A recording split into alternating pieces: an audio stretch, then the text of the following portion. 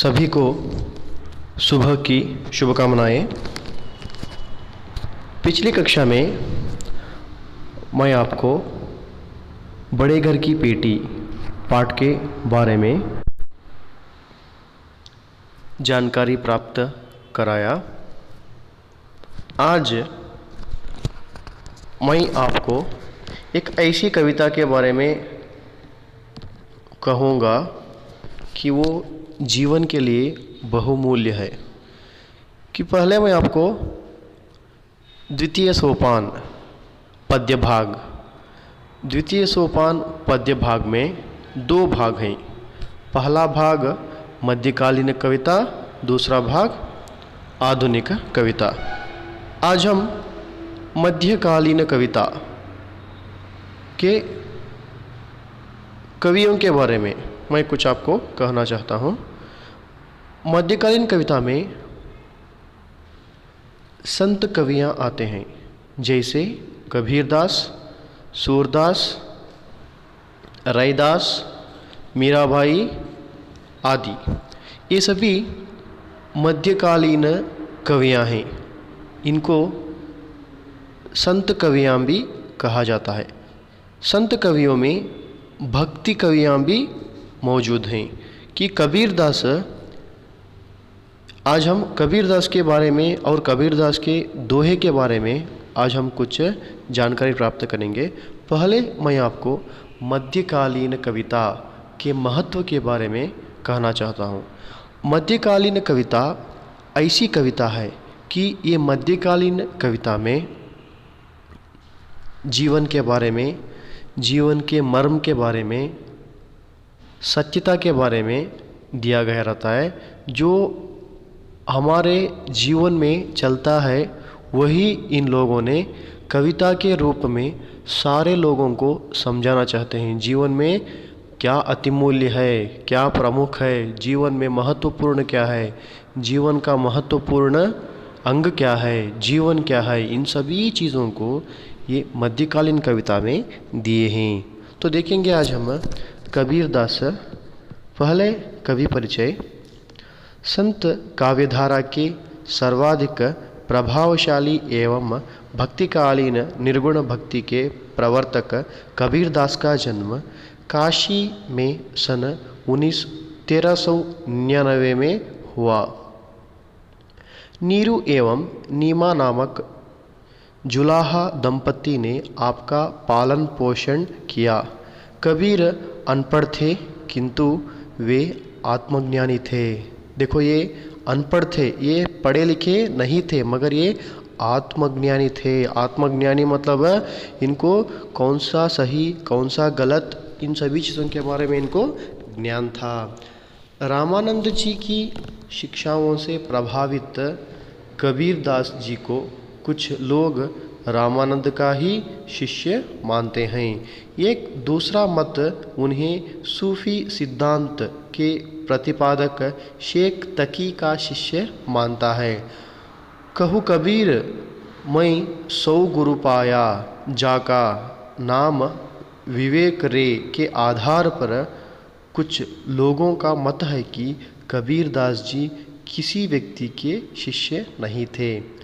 आपने हिंदू मुस्लिम एकता, भौतिक एवं आत्मिक परिष्कार, शुद्ध प्रेम, सच्चाई, सादगी आदि पर बल दिया। आपकी मृत्यु सन 1518 में मगहर नामक स्थान में हुई। कबीरदास की रचनाएं 3 भागों में विभक्त हैं। साखी, शबद और रामायणी, जो बीजक नामक ग्रंथ में संकलित हैं। कबीर की भाषा को प्रायः खिचड़ी भाषा या सधुक्कड़ी भाषा कहा जाता है, जिसमें ब्रज, अवधी, राजस्थानी, अरबी, फारसी आदि के शब्द पाए जाते हैं। आपके प्रमुख शिष्य धर्मदास जी ने बीजक का संग्रह किया था।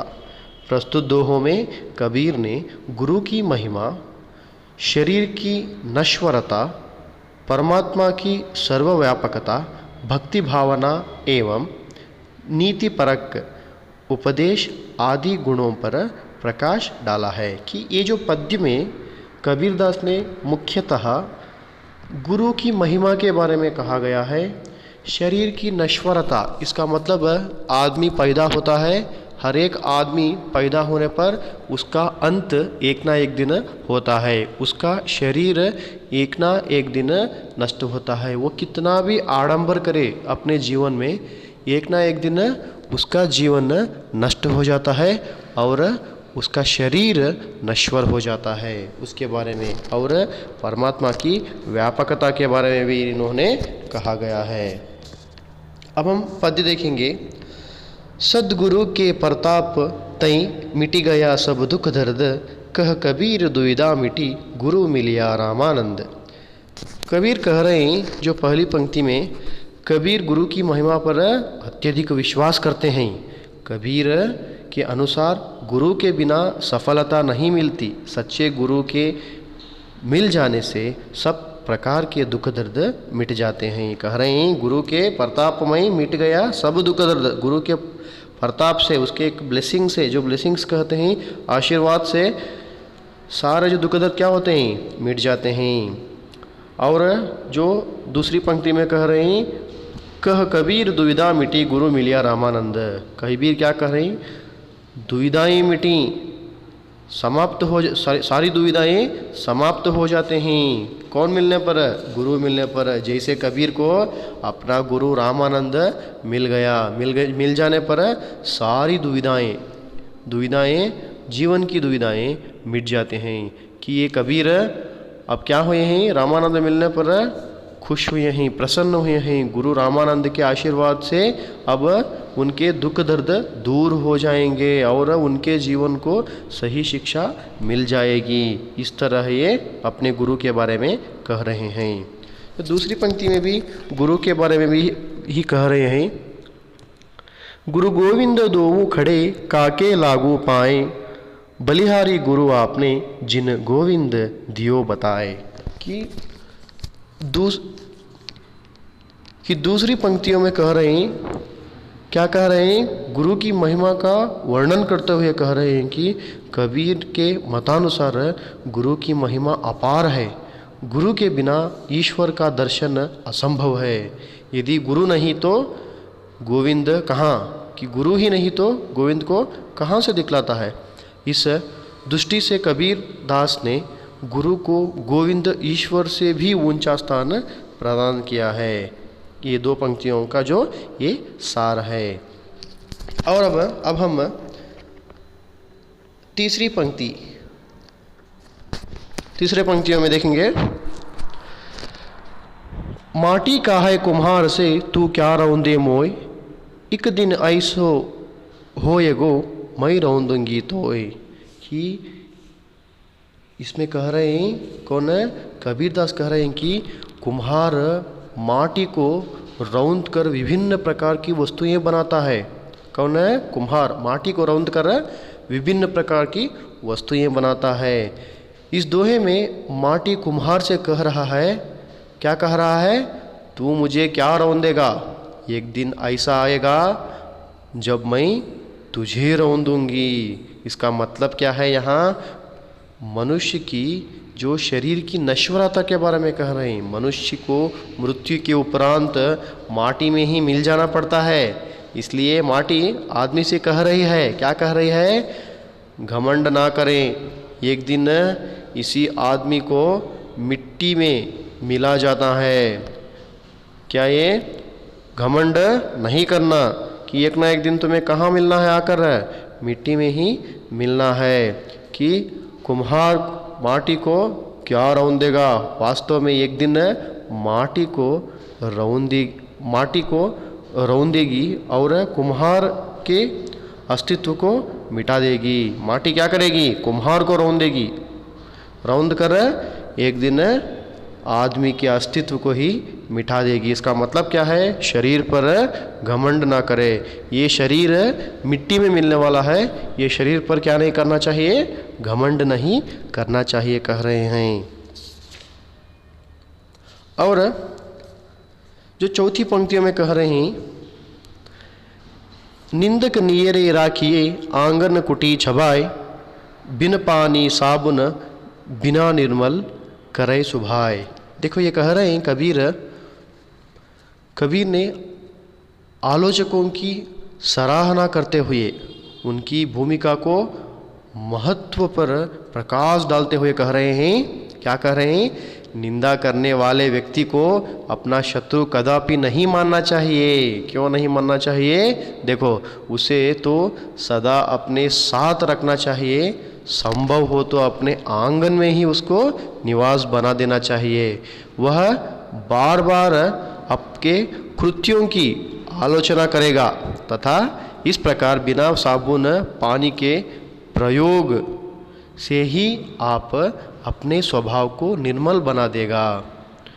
बार बार टोके जाने पर आप अपने व्यवहार संबंधी दोषों के प्रति आप सतर्क हो जाएंगे तथा यह आलोचना आपको परिकृष्ट कर देगी। कि आप समझ गए होंगे कौन सा चौथी जो पंक्तियों में क्या कह रहा है? और एक बार कहूँगा कि निंदकों को अपने पास रखो, अपने आंगन में रखो, क्योंकि बिना पानी, क्योंकि हम जो भी गलतियां करते रहते हैं, गलतियों को वो देखकर क्या करता है? हमें निंदा करता है। वो निंदा करने से हमें क्या होता है? शर्म आती है। कुछ काम करने से, कुछ गलती करने से शर्म आती है, तो हम अपनी गलती को सुधार सकते हैं। उसको अपना शत्रु मत मानो, उसको अपना मित्र मानो। और 5वीं पंक्तियों में कह रहा है, कस्तूरी कुंडली बसई मृग ढूंढे बन माही, ऐसे घटी घटी राम वहीं दुनिया देखे नाही। देखो कितना सुंदर जो पंक्ति है। ये क्या कह रहे हैं कि जो 5वीं पंक्तियों में ईश्वर कण कण में व्याप्त है।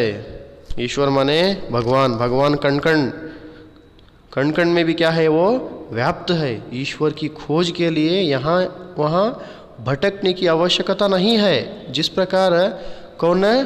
कस्तूरी मृग मतलब पता है? हिरन बोलते हैं। हिरन को कस्तूरी मृग की नाभि में होती है, किंतु वह उसे ढूंढने के लिए जंगल भर भटकता रहता है। कौन? कस्तूरी मृग क्या अपनी नाभि में सुगंध रखती है। कुंडली बसई मृग ढूंढे बन माही, कस्तूरी कुंडली बसई, ये अपने नाभि में ही, नाभि मतलब अंग्रेजी में नॉवेल कहते हैं, अपनी नाभि में ही ये क्या सुगंध को रखी रहती है, मगर इसको पता ही नहीं चलता कि सुगंध कहाँ है। ये सोचकर ये जो हिरन सारे जो जंगल में क्या करता है? ढूंढता रहता है। इसको पता नहीं रहता कि अपने अंदर ही है वो सुगंध। कि इसका मतलब यह है, ऐसे घटी घटी राम है दुनिया देखें नाही। इसका मतलब है कि ये कह रहे हैं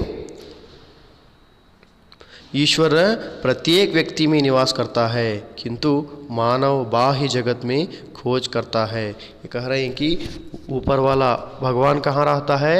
हर एक आदमी के अंदर रहता है। हर एक आदमी के अंदर मगर मतलब हर एक आदमी के अंदर मतलब हर एक आदमी जो अच्छे काम करता है वो अच्छे कामों के अंदर बसे हुए रहते हैं भगवान। कि उसको छोड़कर हम लोग क्या करते हैं?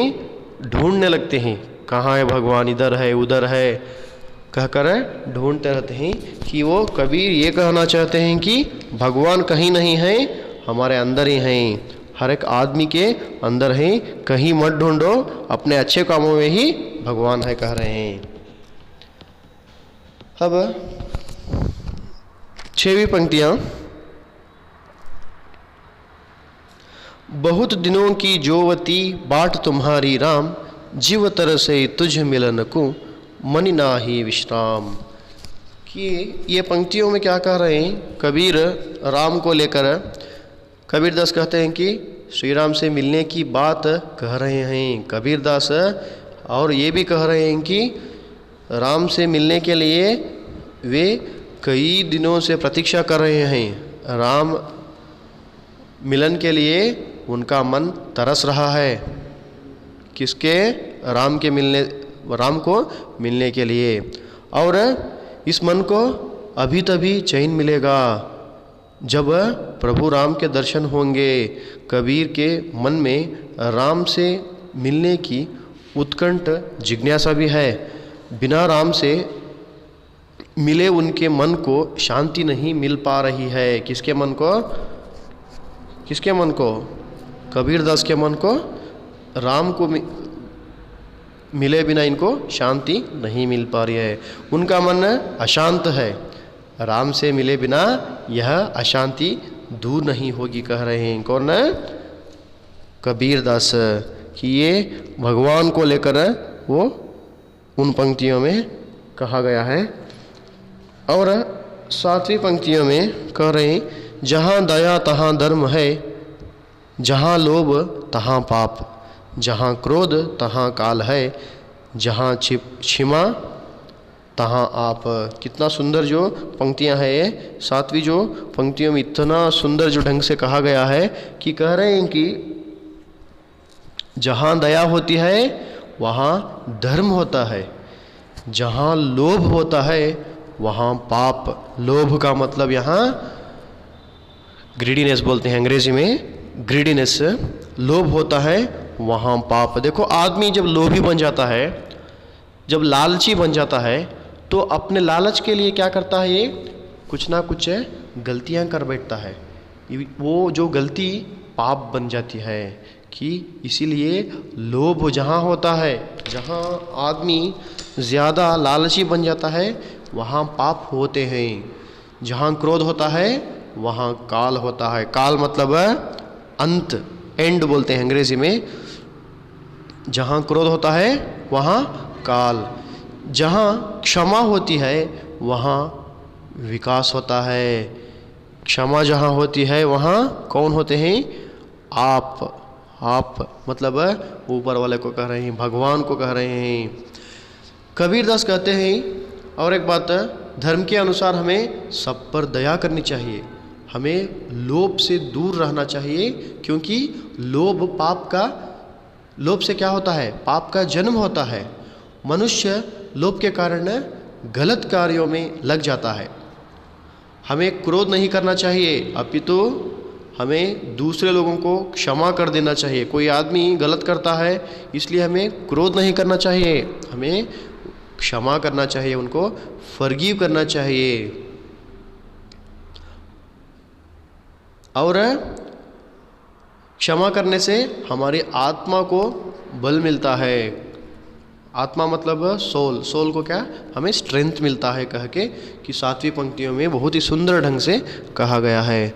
अब 8वीं जो पंक्तियों में कह रहे हैं, दुख में सुमिरन सब करे, सुख में करे ना कोई, जो सुख में सुमिरन करे तो दुख काहे होय। देखो कितना सुंदर जो पंक्तियाँ हैं कि ये जीवन में आने वाली जो घटनाएं हैं, ये हर एक आदमी के जीवन के अंदर आने वाली घटनाओं को लेकर ये इन पंक्तियों को लिखे गए हैं। लोगों को कुछ संदेश देने के लिए ऐसे कुछ पंक्तियों को लिखा गया है। कबीरदास ने कह रहे हैं कि दुख में सुमिरन सब करे, सुख में करे ना कोई, जो सुख में सुमिरन करे तो दुख काहे होय। बोल रहे हैं दुख में सुमिरन सब करे। जब दुख होता है उस वक्त ऊपर वाले को हर आदमी याद करता है कि ये ऊपर वाले मेरे सारे दुख दर्द को दूर कर दे। इस तरह सुख में करे ना कोई। जब आदमी सुख में रहता है, अपने जीवन में उसको कोई दुख ही नहीं रहता, सुख में रहता है, तो वो आदमी क्या नहीं करता? ऊपर वाले को याद ही नहीं करता, कोई याद नहीं आता। जब दुख में रहता है तब उसको ऊपर वाला याद आ जाता है। वही कह रहे हैं दुख में सुमिरन सब करे। दुख में सब लोग याद करते हैं मगर सुख में कोई याद नहीं करता। जो सुख में सुमिरन करे तो दुख काहे होय। जब सुख में रहता है आदमी तब ऊपर वाले को याद करेगा, तो ऊपर वाले मुझे इतना अच्छा सुख दिया, तेरा बहुत बड़ा धन्यवाद। इस तरह ऊपर वाले को धन्यवाद करने पर कौन से जो मामले पे, जब हमें सुख मिलता है तब हम लोग ऊपर वाले को धन्यवाद कहेंगे। ये ऊपर वाले मुझे अभी कोई दुख दर्द नहीं है, मुझे सुख ही सुख है मेरे जीवन में, तो तुम्हारा बहुत धन्यवाद कहने पर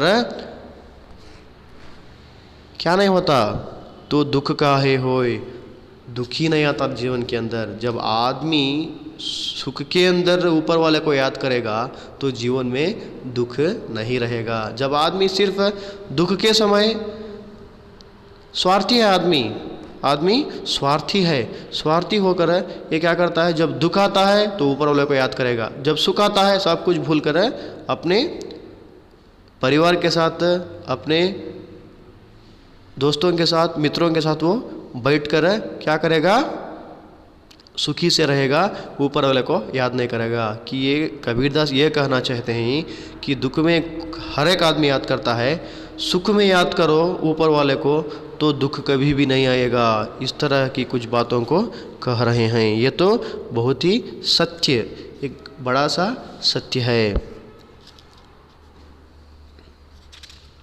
और अंतिम पंक्ति, जाति ना पूछो साधु की, पूछ लीजिए ज्ञान, मोल करो तलवार का, पड़ा रहन दो म्यान। देखो कितना अच्छी जो पंक्तियां हैं, ये कितनी सुंदर पंक्तियां हैं, क्योंकि कबीरदास ने ज्ञान के बारे में कहा गया है यहाँ, नॉलेज, ज्ञान मतलब नॉलेज के बारे में कहा गया है। कि कह रहे हैं कि साधु की जाति ना पूछिए, अपितु उनका ज्ञान देखिए। साधु है क्या, ऐसा है ये, किस तरह, एक जंगल के आदमी जैसा है, एक गावार जैसा है। उसका हुलिया मत देखो, उसका ज्ञान देखो, उसकी जाति मत देखो, कौन से जाति वाला है, उसका ज्ञान देखो। तलवार के मोल करने से हम क्या नहीं करना चाहिए, मैन को छोड़ दीजिए, क्योंकि काम की वस्तु तो तलवार ही है। जब हम मैन मतलब है कि वो तलवार को रखने का एक जो छोटी सी जो थैली होती है उसको मैन कहते हैं। हमें वहाँ इस्तेमाल करने की वस्तु क्या है, तलवार है। तलवार को देखना या नहीं तो हमें वो जो मैन को देखना, मैन को छोड़ना चाहिए। मैन हमारी काम की वस्तु नहीं है, हमारी काम की वस्तु क्या है, तलवार है। इसलिए हम क्या करना, तलवार को देखना चाहिए। क्यों ये उदाहरण दिया है, क्योंकि साधु की कोई जाति कोई धर्म नहीं होता, साधु का कोई जाति और धर्म नहीं होता। साधु की पहचान तो उसके ज्ञान से होती है। जैसे तलवार की पहचान तो किससे होती है, तलवार की जो चमक से होती है, उसी तरह साधु की जाति और धर्म से साधु की पहचान नहीं होती, साधु की ज्ञान से साधु की पहचान होती है। अगर कोई ऊंची जाति का साधु अज्ञानी है तो वह किसी की काम का नहीं। और यहाँ ऊंची जाति का एक साधु अज्ञानी है, अज्ञानी हो तो यहाँ वो साधु किसी काम का नहीं। कि यही कह रहे हैं कि और एक उदाहरण, तलवार का उदाहरण लेते हुए, कि तलवार को रखने का जो म्यान होता है, म्यान बहुत ही अच्छा रहता है, मगर उसमें तलवार क्या रहती है, तलवार के अंदर चमक नहीं रहती, तलवार दिखने में अच्छी भी नहीं रहती, और वो बहुत ही हल्की होती है तलवार। तो तलवार का कोई मूल्य नहीं होता। कोई म्यान को रखना नहीं चाहता, मैन को देखकर उस तलवार को रखना नहीं चाहता। इसी तरह साधु की एक ऊंची जाति को देखकर बिना ज्ञान के साधु को कोई रखना नहीं चाहता। साधु किसी का भी जाति, कोई जाति का हो, किसी जाति का भी हो, उसके ज्ञान को देखकर लोग उसको क्या करते हैं, इज्जत देते हैं, सम्मान करते हैं। कि यही एक अंतिम पंक्तियों का जो अर्थ है। आप लोगों को ये जो पद्य आप लोग समझ गए होंगे। आपको कोई संदेह हो तो आप मुझे प्रश्न कर सकते हैं। धन्यवाद।